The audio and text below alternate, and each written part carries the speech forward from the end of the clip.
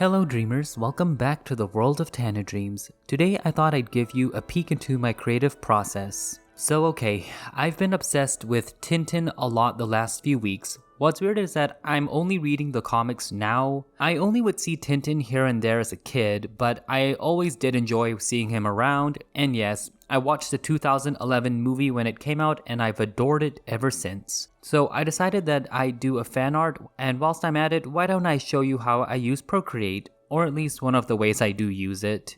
Before I begin, let me say that I did try to get an iPad screen recording as seen from this footage right here. However, the app crashed before it began, so I lost the recording. So we'll have to use the camera and the Procreate video recording. I do apologize, I'll keep in mind to use a different app the next time. Another note, this video isn't for absolute beginners, so I'll link a few great videos in the description.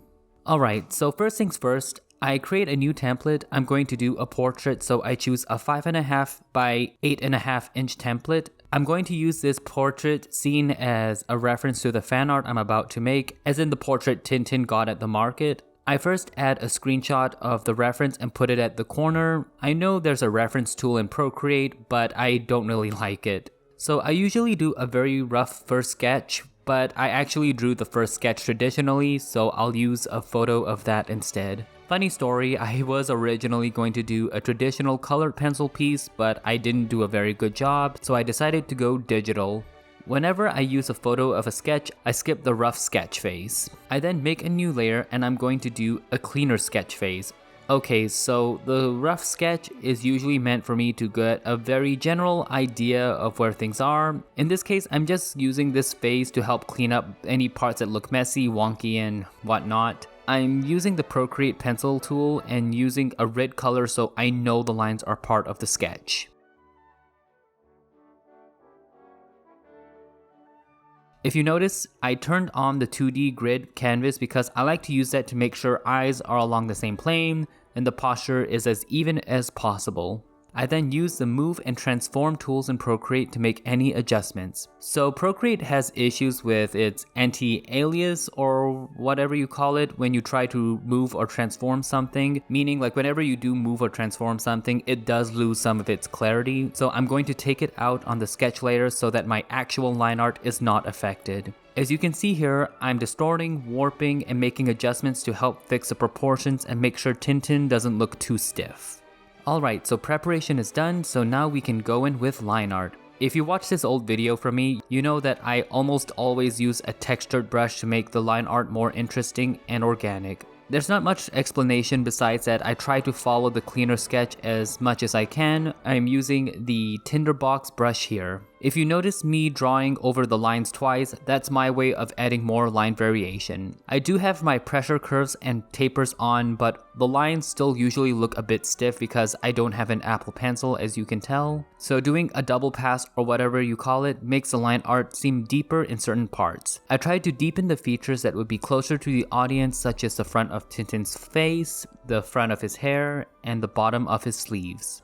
For his other features, especially the face, I make sure to change the line size, not only to make drawing the smaller features easier, but also to add variation to line art. Since I don't have the rest of TinTin's body to add more fluidity to the piece, varying the line art will help make sure he doesn't look too stiff, as I do tend to draw stiffly.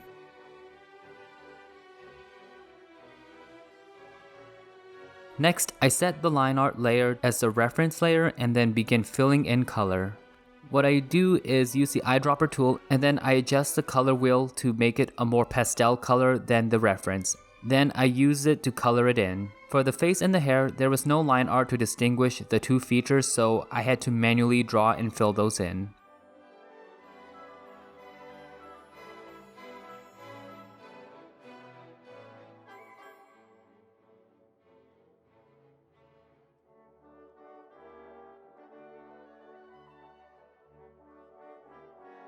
After I worked the face, I noticed that it was a bit wonky, so I went back and fixed the line art.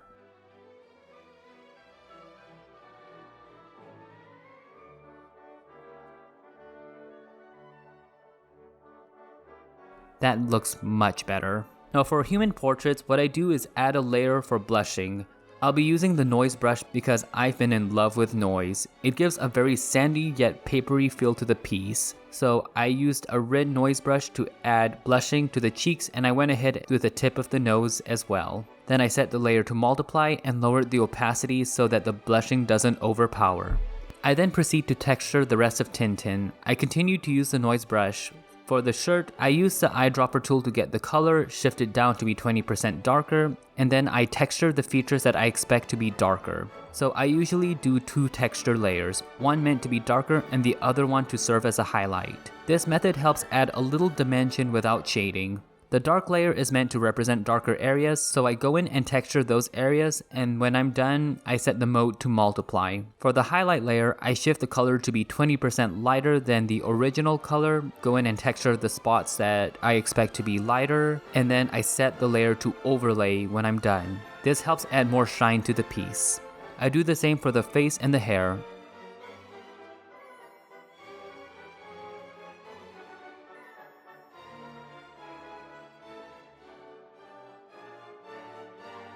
To finish off the piece, I add 2 image files of texture that I created myself. You can see my process on how to make your own textures in this video here. I place one of the layers on the very top, set it to overlay, and add a little bit of noise. The other layer, I put it at the background and set it to multiply to help the lighter layers pop out more.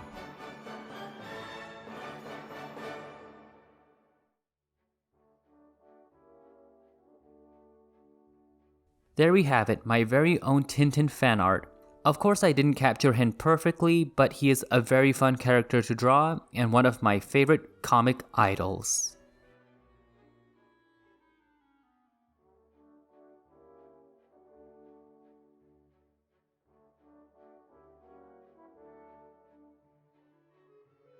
Thank you all so much for watching. Please don't forget to leave a like, turn on the notification bell, and subscribe. The world of Tana Dreams is full of art, creativity, and positivity, and I would love for you to visit again. Have a wonderful rest of your day. May all your sweet dreams come true.